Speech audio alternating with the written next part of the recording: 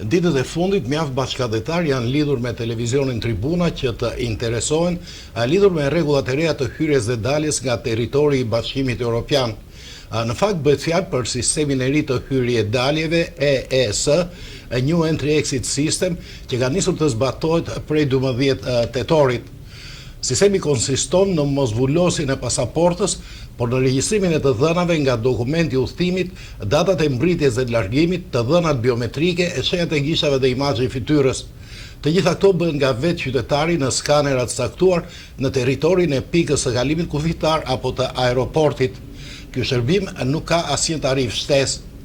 EES ofron regjistrimin automatik të shtetasve nga vendet jo anëtare të Bashkimit Evropian, sa herë që ata kalojnë një pikë kalimit kufive të jashtëm të zonës Schengen, si dhe redukton gradualisht kohën e pritjes të kontrollit pasaportave, ndërsa thjesht zonë dhe automatizon procedurat në kufi. Udhëtari përfiton nga një proces më i lehtë dhe më i efektshëm për kalimin e kufirit. Vim tani te shqetësimi i bashkëdhetarëve tanë që ndodhen në Greqi dhe që puna ua do të shkojnë dhe të vinë shpesh në ADE.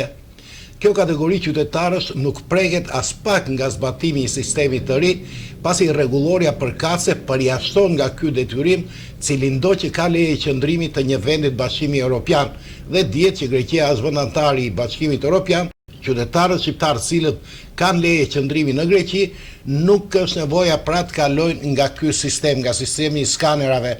Përkundrazi, këtë detyrim e kanë qytetarët shqiptarë me banim rezident në Shqipëri.